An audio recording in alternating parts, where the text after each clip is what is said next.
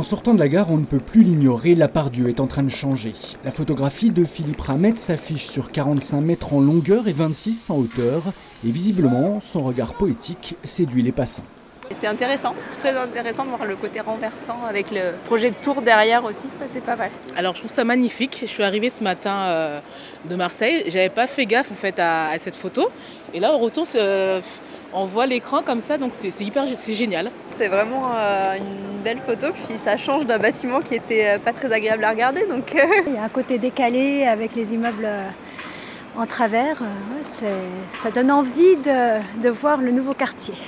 Un homme en costume qui contemple le quartier tel qu'on ne l'a jamais vu. On retrouve bien ici les thématiques phares du travail de Philippe Ramette, un point de vue décalé sur le quotidien et une évocation de l'évolution du quartier de la Part-Dieu. On peut en tout cas remarquer une sorte de chronologie de la ville de Lyon, à savoir qu'en arrière-plan, sur le dessus de l'image, on devine Fourvière.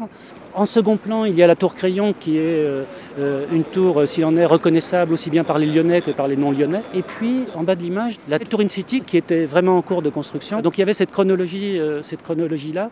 Et puis ce personnage, donc qui est moi en l'occurrence, mais ce personnage ayant accédé à un point de vue légèrement décalé, qui assiste finalement à cette chronologie à l'échelle de la ville. Pour l'artiste qui a assisté à l'accrochage de la photo, l'opération a une saveur toute particulière. C'est la première fois qu'une de ses œuvres est tirée dans un format aussi monumental.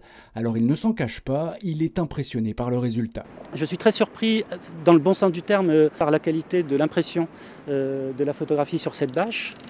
Je suis très intrigué par ce nouveau format, mais je pense que cette photographie, pour moi, est une sorte de booster pour les photographies qui vont venir par la suite.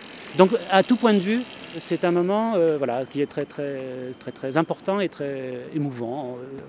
Osons ce terme. Il faut dire qu'il aura fallu 6 heures pour hisser la bâche, la plus grande exposée en France à l'heure actuelle.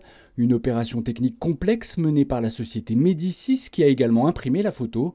La bâche, elle, a été conçue spécialement pour l'occasion par le groupe Serge Ferrari. La grande difficulté pour les grandes bâches comme ça à imprimer, c'est la prise au vent, pour être purement technique, et la qualité de l'impression, bien sûr. Donc là, c'est très bien réalisé. Et puis la prise au vent, on a donc une membrane qui est perforée, micro-perforée, pour laisser passer le vent et pour pas qu'il y ait de risque. Le challenge, c'était de ne pas se tromper, on est à 10 cm près, de respecter la volonté de l'artiste au niveau des couleurs, de la reproduction. Et puis maintenant de la mettre en place. Et ça demande une préparation, on a fait des calculs avec des treuils en partie haute. Donc on a 6 personnes, tous des alpinistes, tous des gens formés. La photo restera en place jusqu'au mois de mai 2015, jusqu'au mois de mai donc pour les 35 000 personnes qui traversent chaque jour la place Béraudier. Il va falloir s'y faire. Désormais, en sortant de la gare, on va lever les yeux et pencher la tête.